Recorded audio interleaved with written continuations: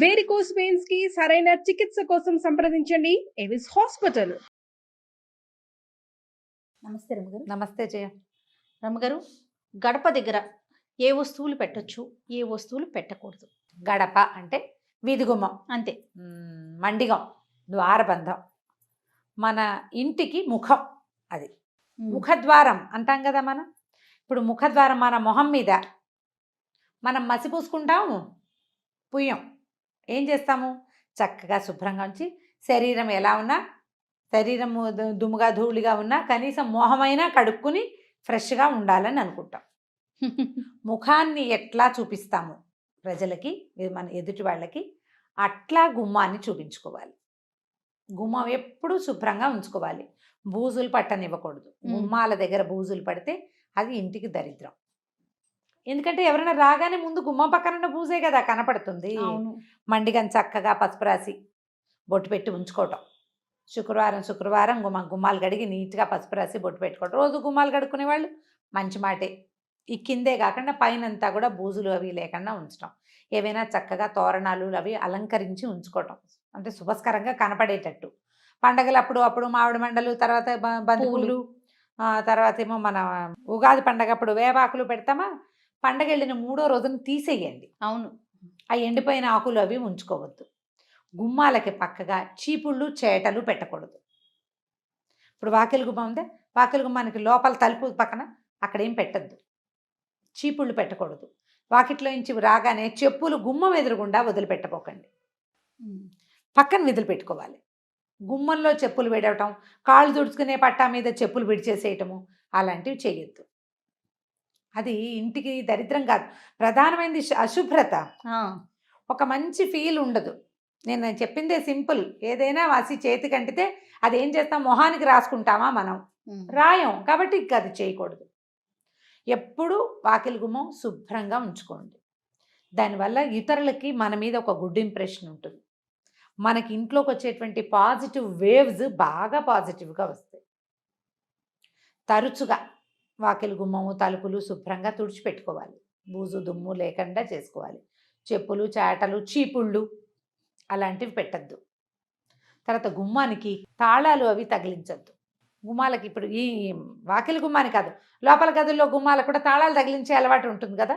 గుమ్మాలకి అటు ఇటు మేకులు కొడతాం కదా జయ, మనం తోరణాలు తగిలించుకోవడానికి కదా. మామిడి మండలు కట్టుకోవడానికి ఏం చేస్తాం? ఒక పురుకోస కట్టి దానికి పెట్టుకుంటాం. ఆ మేకు ఉంటుంది, ఆ మేకుకు తాళం తగిలిస్తారు. అది తగిలించద్దు. జ్ఞాపకంగా ఉంచుకోండి ఆ మాట. ఎప్పుడు ఇదే శ్రద్ధగా ఉండాలి. ఇంకా దీనికి ఎక్కువ రకరకాల అలంకారాలు 2-3 తోరణాలు అవి వేస్తారు. ఈ తోరణాలు అవి దుమ్ముగా బూజుగా దరిద్రంగా ఉంచుకోవద్దు. వాకిలి ఇప్పుడు మనం దీపావళి పండుగ వస్తుంది, తర్వాత కార్తీక మాసం నెలనాళ్ళు మనం వాకిలిలో దీపం పెట్టుకుంటాం. అవునండి. ఆ దీపం పెట్టిన చోట మసిబారిపోయి మురికిగా కానివ్వబోకండి. దాంట్లో బ్యాక్టీరియా చేరేది ఎట్లాగా ఉంది, నీట్గా ఉండదు చూడగానే. మనకి ఫస్ట్ కనిపించేది మీరు అన్నట్లుగా ముఖం ఎలాగో గుమ్మ కదా. అక్కడి నుంచి గడప గౌరీ నోము అని నోములు కూడా ఉన్నాయి. దాని మీద అమ్మవారు గౌరీ స్వరూపం ఈ గడప.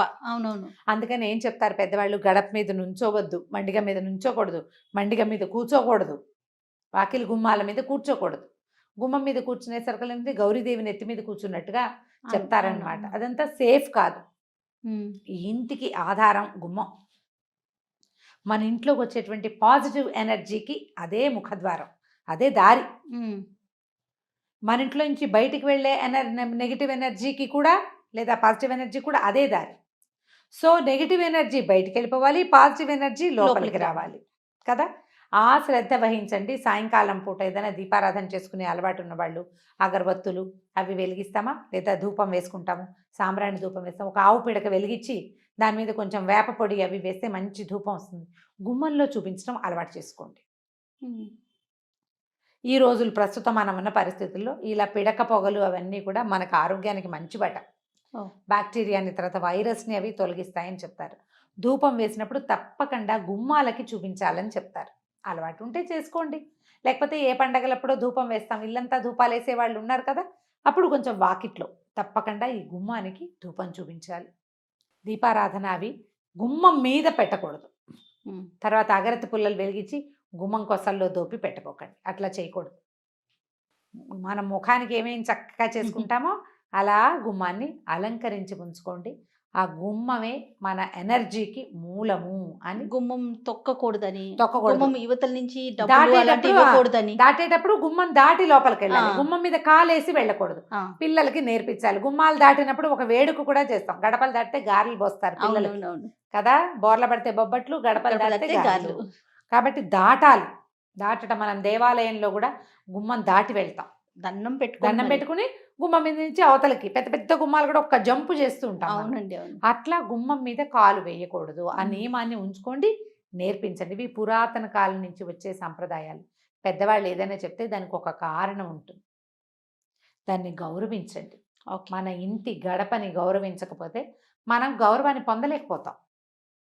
మనకి బంధాని మీదే లేదు మరి ఆ, కదా. కాబట్టి అది చేయకూడదు. గుమ్మానికి అటు ఇటుగా ఉండి ఏదైనా వస్తువులు అందిపుచ్చుకోవటం కానీ, డబ్బులు డబ్బులు తీసుకోవటం, తీసుకోవడం ఇవ్వటం. ఇవ్వడం కానీ, ఏదైనా వస్తువు బయట వాళ్ళు ఎవరైనా తెచ్చిస్తే గుమ్మం బయటికి వెళ్ళాలి, లేదా వాళ్ళని లోపలికి రమ్మనాలి. అవునవును. ఇప్పుడు ఈ రోజుల్లో లోపలికి రమ్మనం కాబట్టి తప్పకుండా బయటికి వెళ్ళి తీసుకోండి. గుమ్మం మధ్యలో అటు ఇటుగా ఏవీ చెయ్యకూడదు అంటారు. దీన్ని గౌరవించాలి, మనం అలవాటు చేసుకోవాలి. తుమ్మడం కూడా చేయకూడదు అంటారు అంటే కదా. గుమ్మం మీద నిలబడి అంటే గుమ్మం దాటుతుండగా తుమ్ము వచ్చింది అనుకో నీళ్ళు కొడతారు పైకి. అవునవును, అవునండి. ఎందుకంటే ఈ అదురుకి ఒక్కోసారి ఎప్పుడైనా గుమ్మం ఊడి పడిపోతుందని అనేవాళ్ళు. తుమ్మడానికి తుమ్మితేనా తుమ్మితే కూడా అదేంటంటే ప్రమాదం అని, అదేలేండి. ప్రాణాపాయం అని అలా చెప్పేవాళ్ళు. సరే ఇప్పుడు ఏం తుమ్ముతున్నావు, మనకు కొన్ని ఇళ్ళకి గుమ్మాలు కూడా లేకుండా ఏమన్నా ఇళ్ళు కనిపిస్తుంటాయి. మనకి అపార్ట్మెంట్లలో వాకిలికి ఇదంతా ఉంటుంది, కింద ఉండదు. కొన్ని విధానాలైనా మనం కొంచెం అలవర్చుకుంటే మన ఇంట్లోకి వచ్చేటప్పుడు మనకు ఒక పాజిటివ్ లుక్ని మనం ఎనర్జీ ఇవ్వగలుగుతాం. వస్తుంది. రైట్. చెప్పులు గిప్పులు పక్కన విడిచిపెట్టడం అవి ప్రాక్టీస్ చేసుకోండి.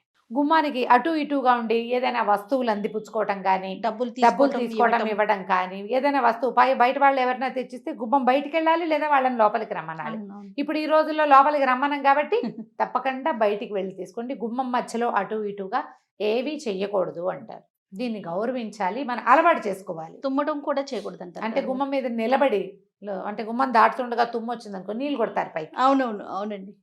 ఎందుకంటే ఈ అదురుకి ఒక్కోసారి ఎప్పుడైనా గుమ్మం ఊడి పడిపోతుందని అనేవాళ్ళు. తుమ్మడానికి తుమ్మితే కూడా అదేంటంటే ప్రమాదం అని, అదేలేండి. ప్రాణాపాయం అని అలా చెప్పేవాళ్ళు.